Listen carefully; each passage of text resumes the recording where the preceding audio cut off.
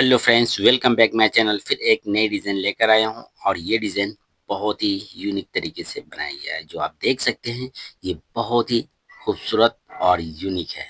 और इस डिज़ाइन को फुल आप देखेंगे और इसे समझेंगे तो आप भी ऐसी डिज़ाइन बहुत ही आराम से बना सकते हैं। तो वीडियो को ज़्यादा से ज़्यादा लाइक, कमेंट और शेयर करें। अगर नए हैं तो रिजवान एम्ब्रॉयडरी चैनल को सब्सक्राइब कर लें।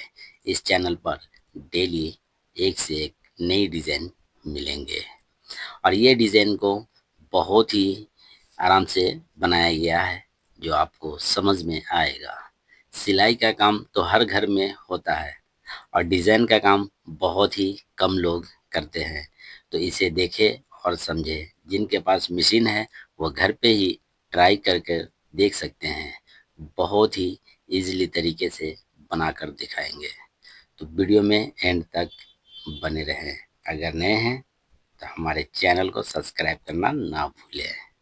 तो वीडियो में बने रहें।